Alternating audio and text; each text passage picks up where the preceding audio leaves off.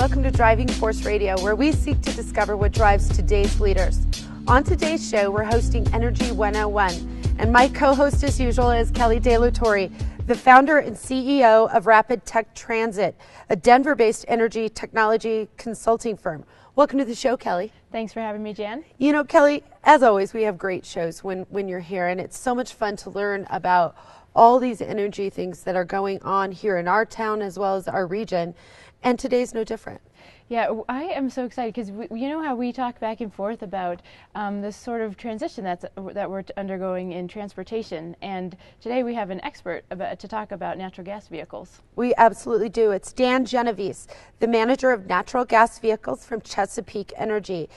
Chesapeake Energy is an Oklahoma-based energy firm, and Dan works here in our Denver office. Welcome to the show, Dan. Thank you very much. Dan, I want to just get started with a little bit about Chesapeake Energy Corporation and who they are and what you guys do. That's right. We're an Oklahoma-based natural gas, and we do produce oil as well. We're the world's second largest producer of natural gas, so we have a very vested interest in creating demand for natural gas. And we also produce oil in the liquid-rich plays across the United States. We only drill on the continent, so we're not offshore and we're not in foreign markets. So domestically produced energy is our focus.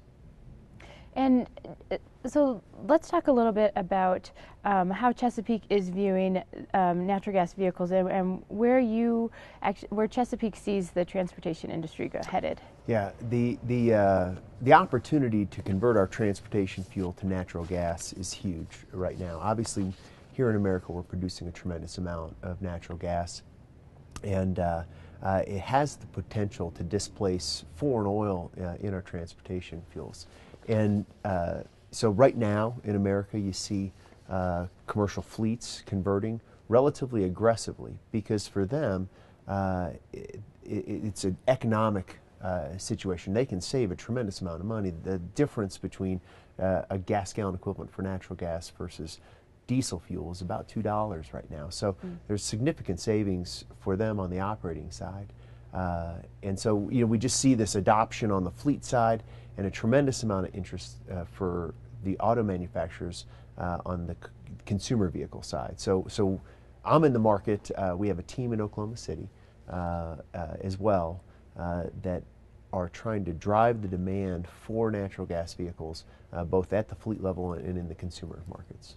So at the fleet level, we know that the UPSs of the world and FedEx and those big fleet organizations are certainly driving the natural gas on the fleet side.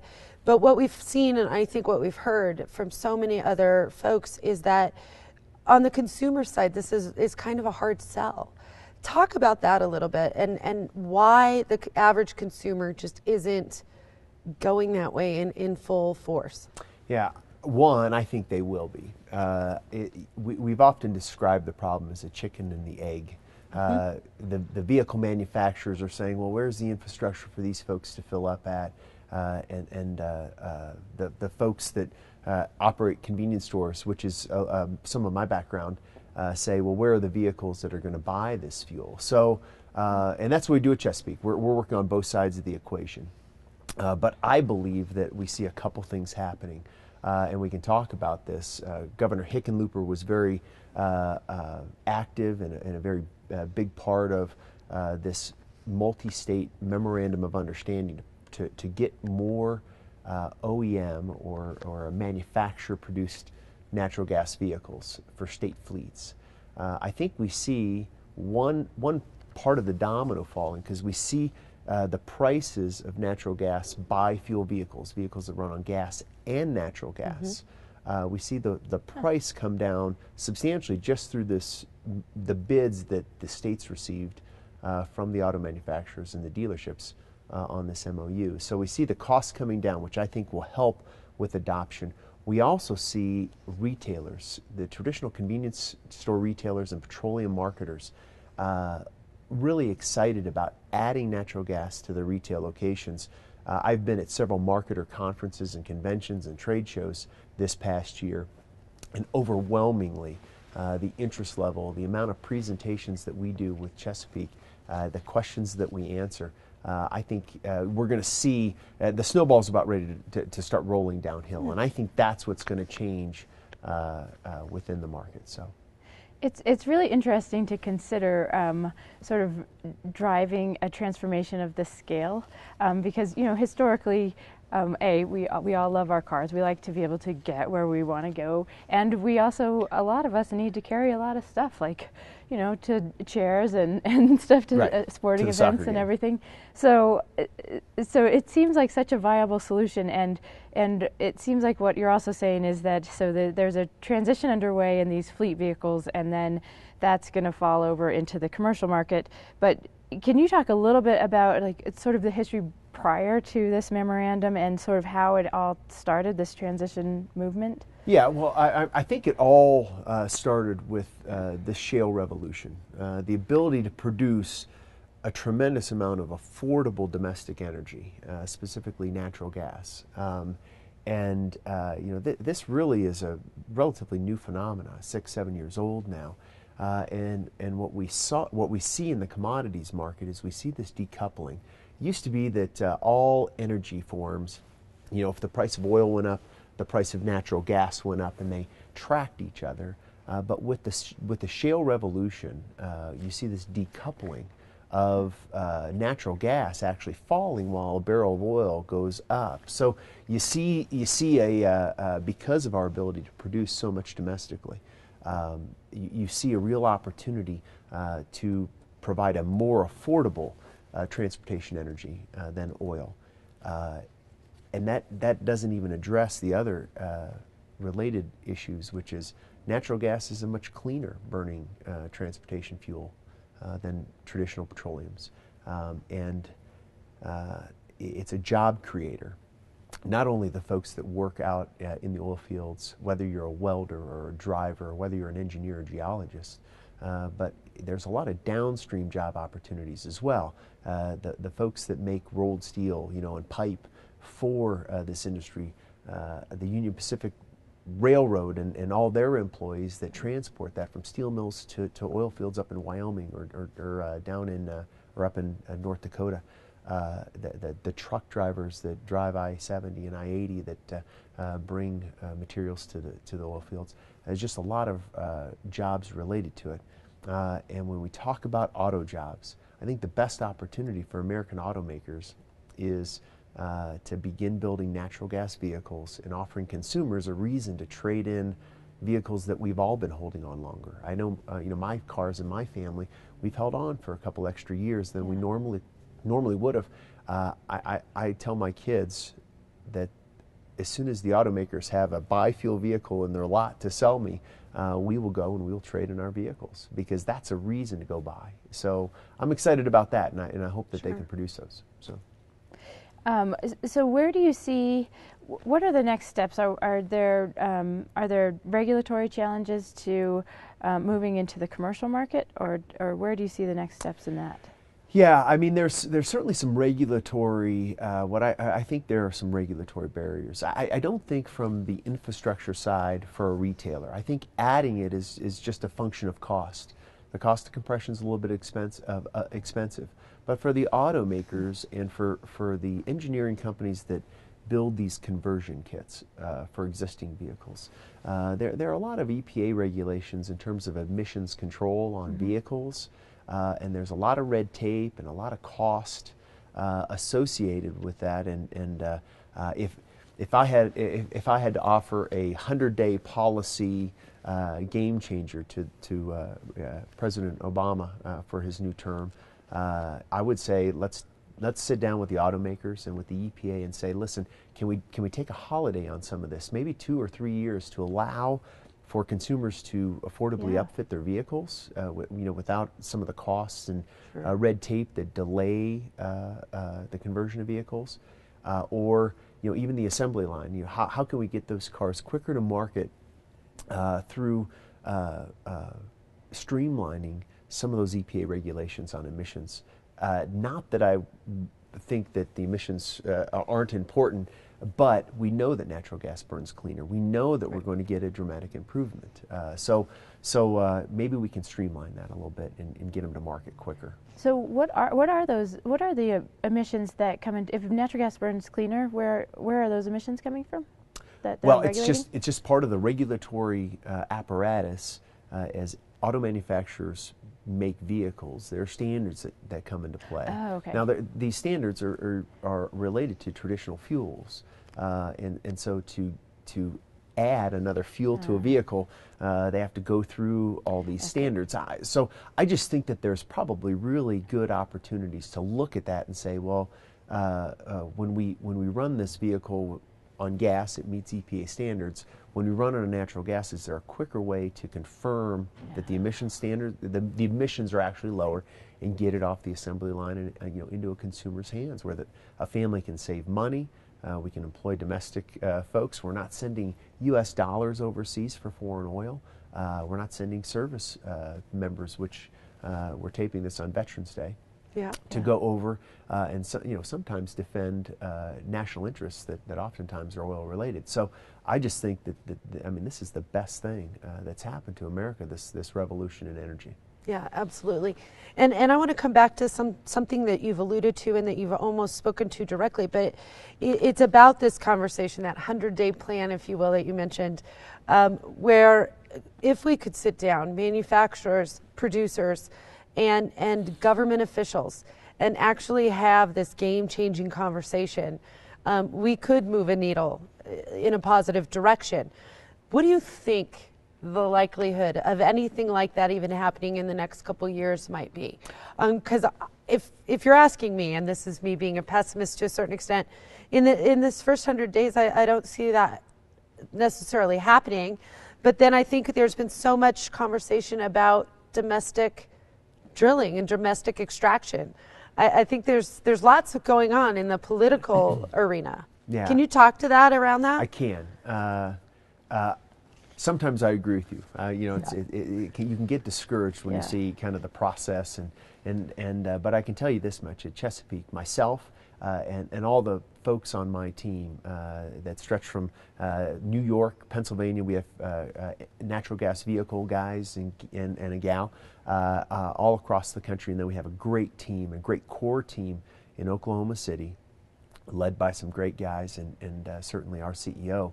And we are doing that. We are trying to get those parties together. We're trying to help everybody understand that this ecosystem, from an economic standpoint, the car manufacturers can make money, the American family can save money, the U.S. budget and trade deficit and everything can improve in this equation. Retailers can make money.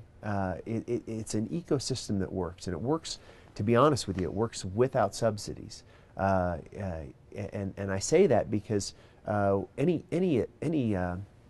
involvement of whether it's a federal government or whether it's the state governments or whether it's local municipalities will only help accelerate America and our communities to these benefits that we see: cleaner air, more affordable energy.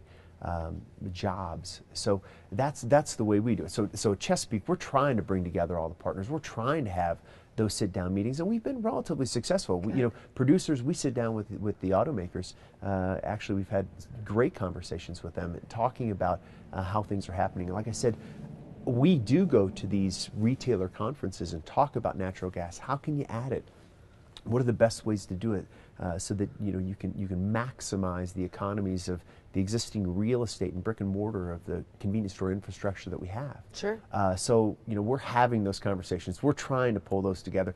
I oftentimes call myself the Chuck Woolery of natural gas. I'm trying to make a love connection between everybody and have everybody get on the same page and understand the opportunity and see how they can fit and work together with it. So. Yeah, you mentioned that we're taping this on Veterans Day. This is such an American issue to me. It's all about transportation. It's about jobs. It's about our livelihoods. It's about making our lives better. Like security. It just seems like such a perfect fit. Is it? And we talk a lot on this show about how can the consumer get involved. If they're really passionate about something, how can they get involved? And would that be helpful to you? I mean, it sounds, obviously you need the consumer part to buy the vehicles, but to help push these other things together, is there a way for consumers to get involved in that? Yeah, I've started to add to all these presentations that I give. I started at the end to say, I always try and kind of summarize and say, what are the next steps? What can we do? And I'm almost to the point where I basically say, listen, go online to GM and Ford and Chrysler, and all of them have on their websites a way to contact them about sustainability or about alternative fuels and other types of research that they're doing. Send an email and say, listen, a natural gas vehicle sounds perfect for my family. That's one thing consumers can do. Markets respond to consumer demand. Yeah. That's a basic. So, I would always encourage them to do that. I would encourage them to put their foot down and say, you know what, I have a Mountaineer. It's got 120 some thousand miles on it. Love the car. It's been good for our family. But that is just waiting to get traded in on a some sort of passenger vehicle that runs by fuel. And so that's one way certainly consumers can get involved. They can certainly support. We know here in Colorado, up in Wyoming, and in the states that I work with the legislatures, we're actively trying to create programs for the state that do encourage natural gas infrastructure development, natural gas vehicles. Governor Hickenlooper with Governor Fallon out of Oklahoma with their MOU. 14 other governors signed on in 22 total states are participating in purchasing natural gas vehicles. And so just being kind of a proponent for it, getting yourself educated. There's lots of stuff online. There's a website, cngnow.com, which is a great consumer that is a good website. Website that you can kind of go and surf around some information if you want to know what vehicles can be converted. It has links and information there. It's got great pictures of some really cool cars. It's got a great picture of Chesapeake Energy. We have a Camaro that runs by fuel. It's a new Camaro, and it was done by Callaway, which is kind of a high-end engineering company that does kind of racy type cars. And then we also what's the I'm going to get in trouble for this. What Orange County Choppers? What's that show? Yeah, with the dad and the son. with the dad and the son. Yeah. Anyway, they built a chopper for Chesapeake that runs on natural gas. Oh, so that's interesting. So it's quite unique, and so there's stuff like that on the website. But mostly it's consumer information. It's consumer driven. And one great thing that we start to see is I have an app on my iPhone since my Tahoe runs on both gas and natural gas. And you can download it from the CNG Now website, is when you do get that natural gas vehicle, it's an app that shows you every CNG station in the country that you can stop at and get refueled at. So, it's kind of a map finder, and it's pretty helpful because I do travel throughout the Rockies, oftentimes behind the wheel of my Tahoe, and it's always nice to know where those locations are and list the price and everything. So it's pretty fun, but there's lots of information out there for consumers that they can digest. But the biggest thing is just simply demand it. You know what I mean? Support domestic energy, responsible domestic energy production, and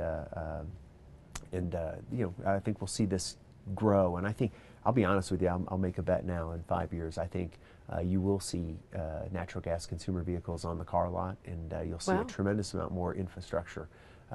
You'll drive back past your local maybe 7-Eleven or Conoco or Shell station, and you'll say, well, wow, they got natural gas there. And it'll be new, but you'll connect it all. Well, bringing it back domestically, what these newfound natural gas reserves, or the way that we extract it now, we know that we have a lot of it. So it's opened up amazing opportunities, which is driving this transition to natural gas vehicles, or hopefully this transition to natural gas vehicles.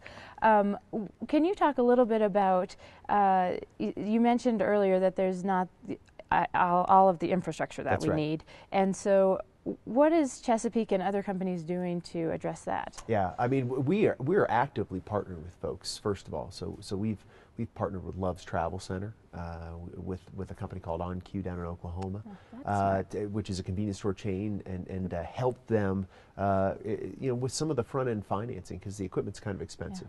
But probably one of the things that we see as a real game changer in adoption is developing a market that's biofuel. And when I say that, talk about my own Tahoe, is that it runs on gas or natural gas.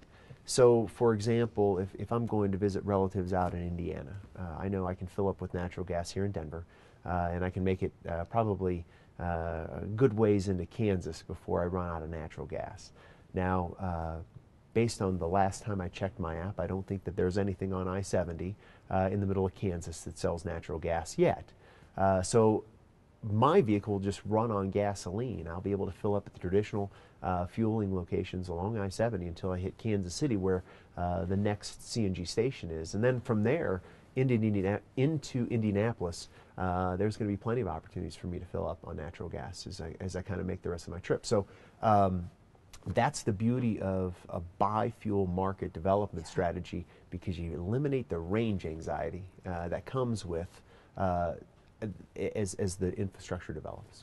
So talk about why Chesapeake is really engaged in this. I mean, there are so many other things you can do with this natural gas from a commercial perspective, if you will. Why focus on the automobile side of it and the vehicle side of things? Well, to be honest with you, Chesapeake does best when we drill safely and responsibly for energy. That's what we're best at, and we're really good at it. We have we can produce a lot of it, and so can the other energy companies.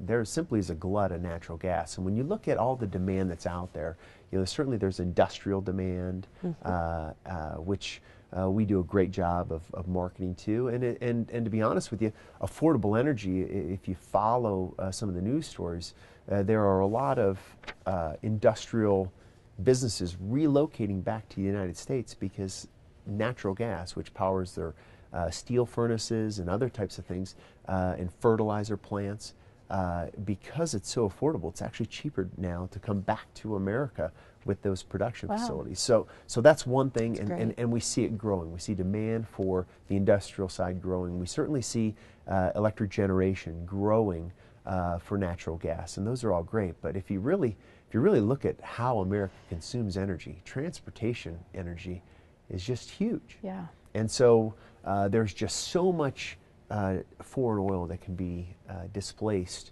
through the transportation sector. There's just so much potential demand in there for natural gas that it's just it's a natural to work on that demand. And like I said, be that company that's out there trying to bring folks together, hubbing information not only for consumers, but also we work with a tremendous amount of fleets, heavy duty fleets, that come to Chesapeake and say, listen, we hear this is a great idea. We see our competitors doing this.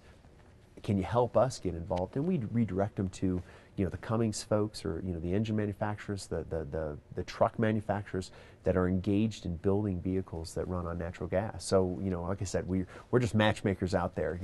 Just Love really that. advocating for the increase of demand. Love that. Yeah, that Cummins engines. We were just talking about Cummins engines the other day. I did not know that they did so much progressive work with their company. I mean, the head of their technology program is amazing, and she talked about all of these great things that they were doing. So it is pretty impressive. Yeah, technology is growing kind of on the vehicle side.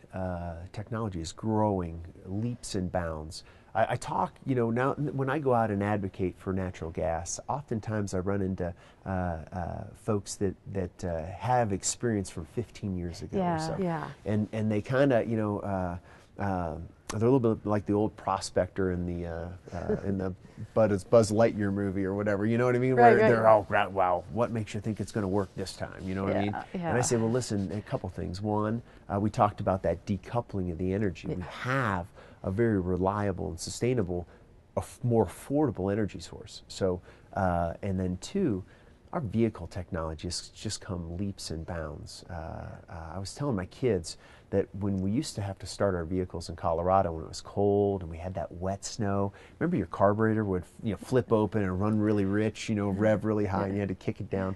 I don't know if you guys drove as teenagers here in Colorado, but just fuel-injected vehicles and the computer technology that runs those engines allow for these vehicles to run seamlessly on two separate fuels, switch back and forth at a touch of a button. My Tahoe, all I do is just touch a button. I can switch from gas, touch the button, and switch to natural gas on the fly, seamlessly. That's awesome. And our technology is allowing this to become more affordable. It's just really driving our costs. And you'll always hear me say, the market does what the market does. The market moves to efficiencies. It moves to reduce costs. It moves to make things easier and simpler. So that's what's happening. And we're just out there advocating for it. We're out there educating folks on it. Trying to make match people up with end users with the energy source. So. Absolutely. Well, we have to go to break. When we come back, we'll have more with Dan Genovese from Chesapeake Energy, as well as with Kelly De La Torre from Rapid Tech Transfer. Don't go anywhere.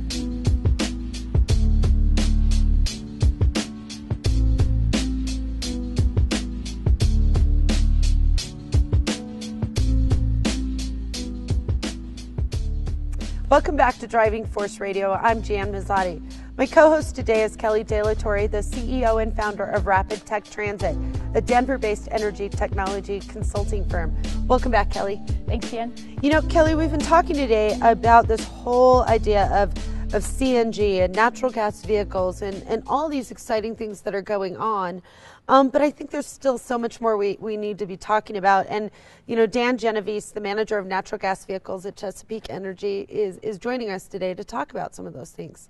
Yeah, we've had a great discussion. And one thing that I think we're going to circle back on, because I think a lot of people don't really understand a little bit of the history of natural gas that is really pushing this forward. Right. And so, Dan, could you loop back and talk about how it's not been that long ago that we said, okay, you know what, our American natural gas reserves, they're dwindling. Mm-hmm. But now we've got this rush of natural gas. Like, where's the disconnect there? Yeah, as domestic energy, and everybody kind of started talking about peak oil and some of these types of concepts about fossil fuels running out.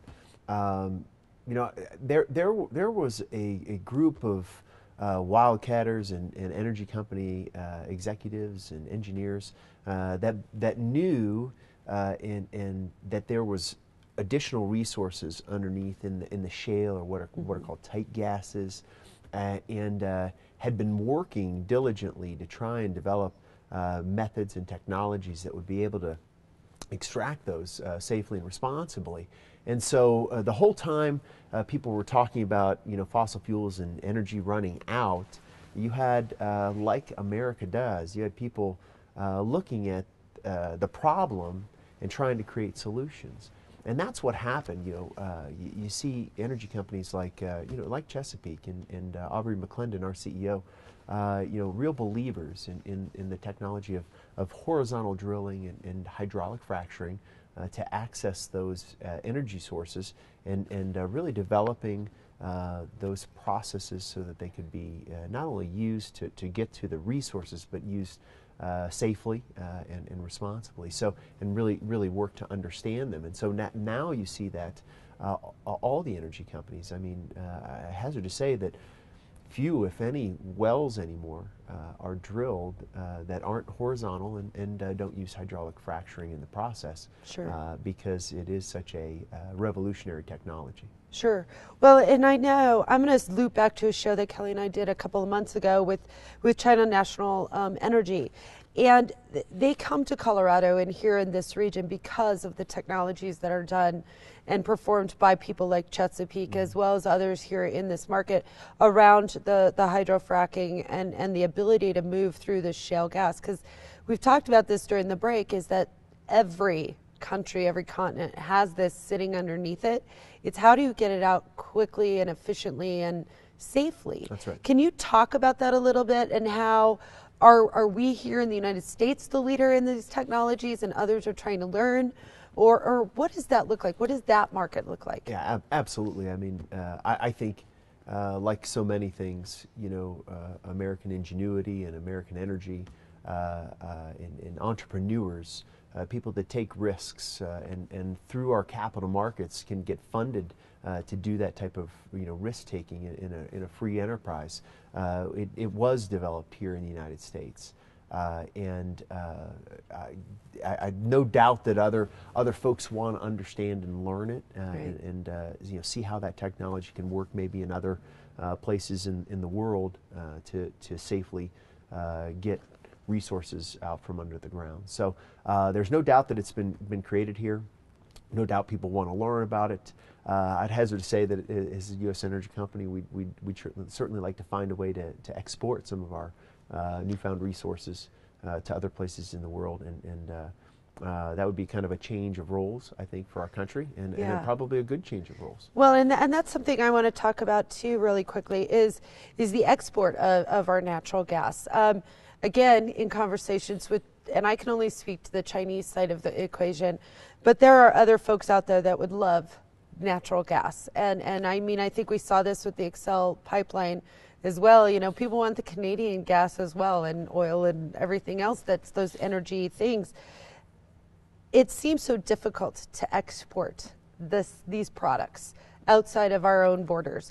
How are we going to address that? Because I think we could have buyers fairly quickly if we understood what we needed to do to export, and then, well, once we built an infrastructure where we could export it. Yeah, I think that's a big question, and I think that's a big question that our federal government's going to have to address. There's always been some restrictions on exporting our domestic energy, obviously because we've always been an importer of that energy, and so I just don't think that our laws and regulations have caught up with this revolution in domestic energy production. So certainly hope it gets addressed as we move forward over the next several years and try and get some sort of solution to it.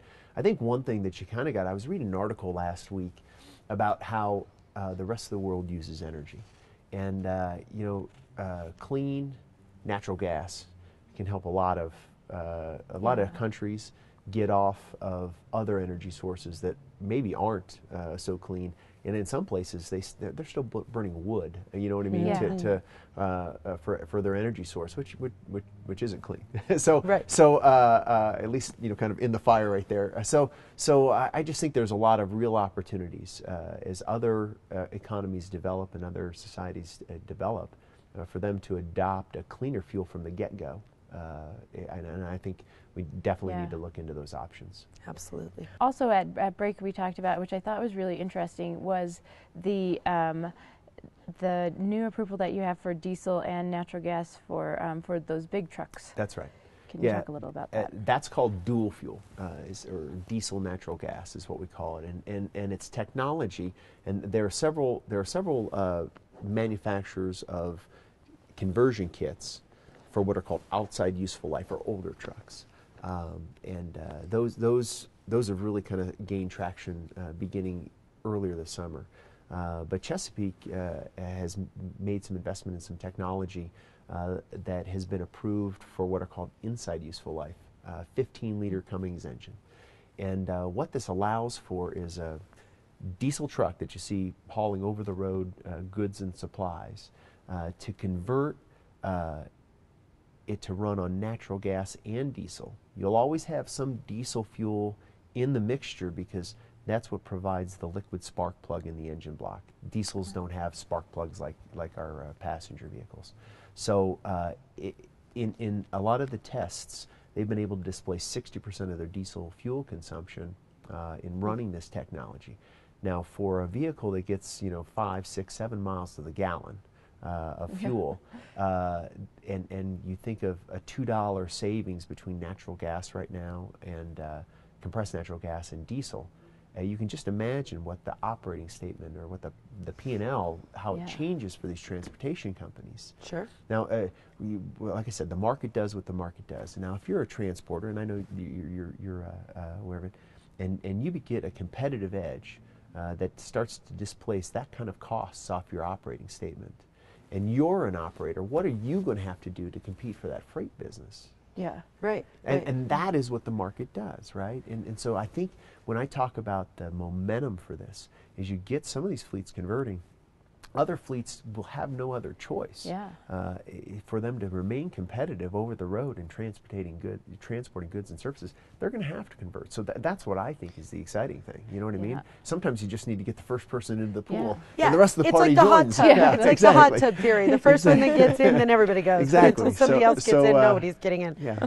I want to talk about cost. Yes. As we talk about transitioning to dual fuel fleets or biofuel, what does it cost to do these sort of upfittings or transitions? What does that cost? Yeah, I'll talk about it.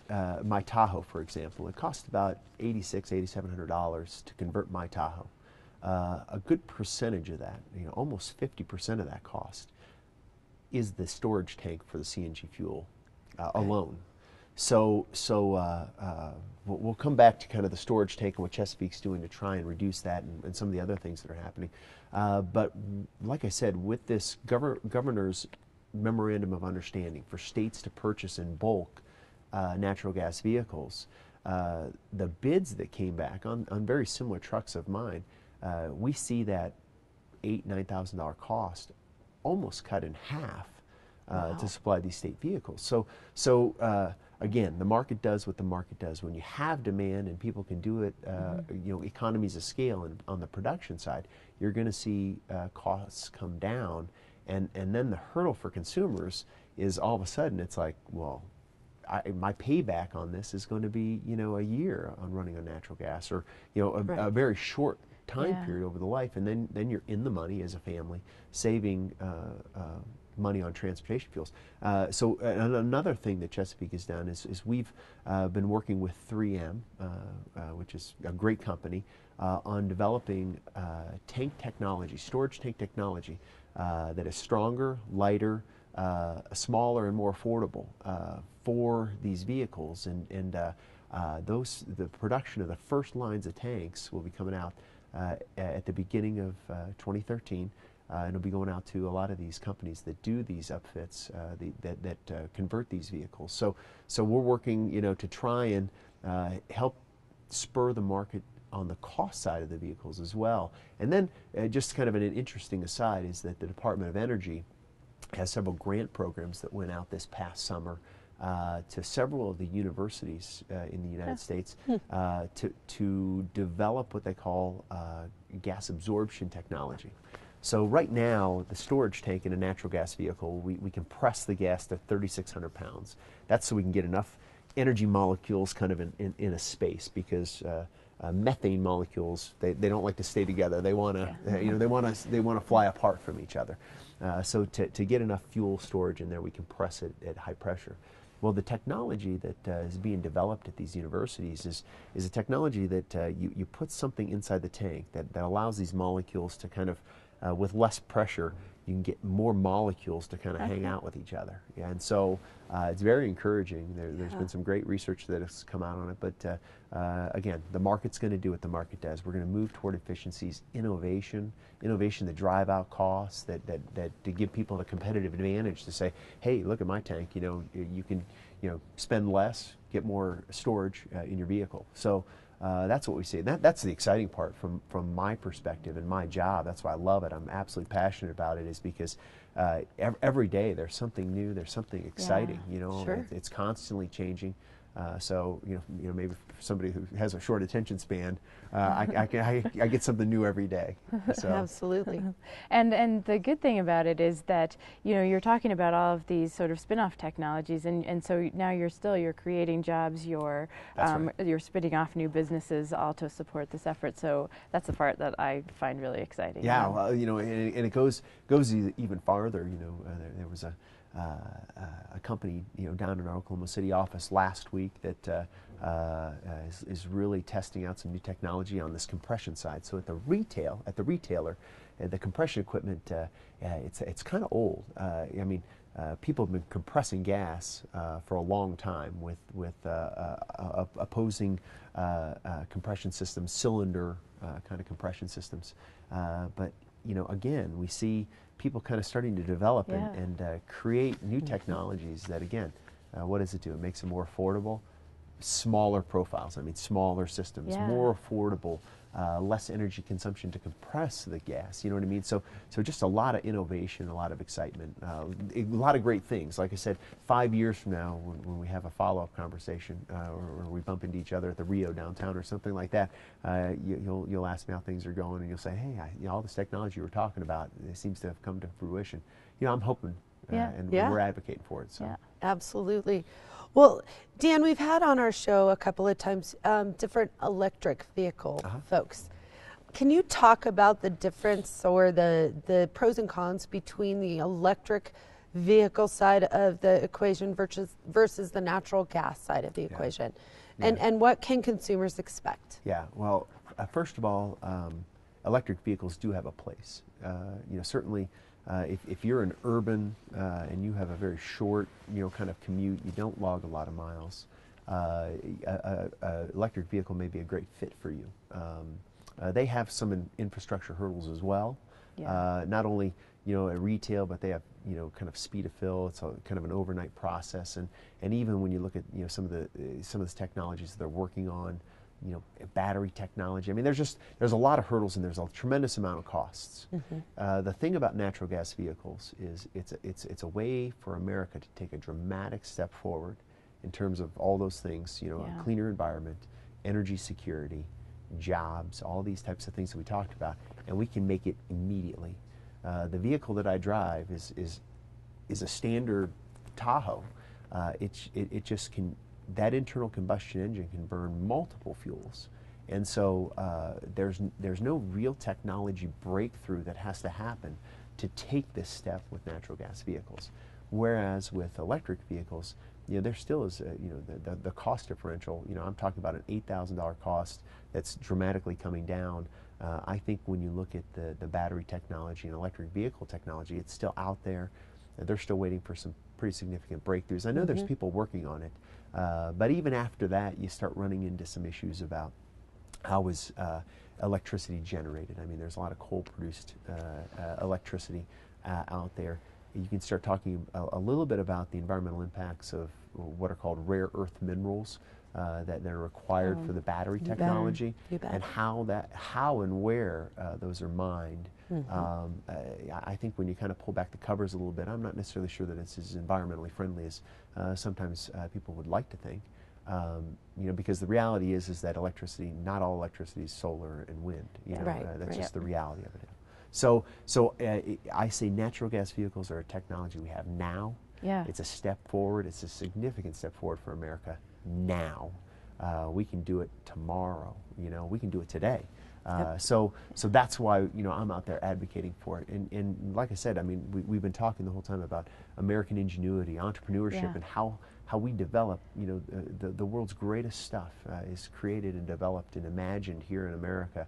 And I truly believe that that's going to continue to go forward. But this is a step we can take now.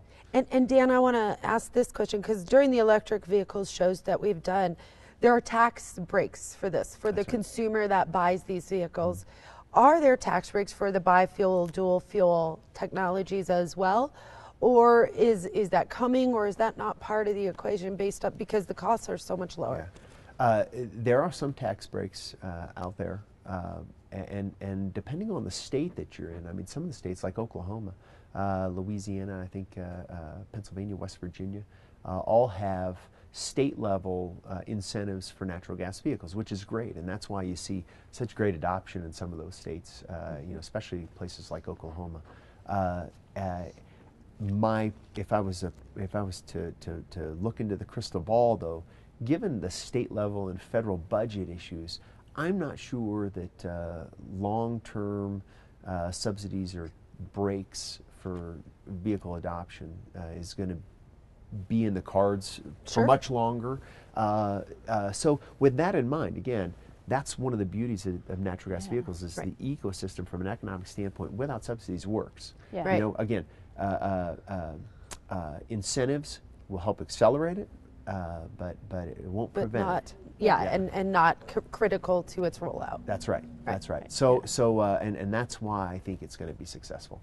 And we'll continue to advocate. Chesapeake has a very active government relations group, and which I'm a part of actually. And so we go out there and we advocate. We advocate exactly that. Is that incentives will just simply help us get there a lot quicker.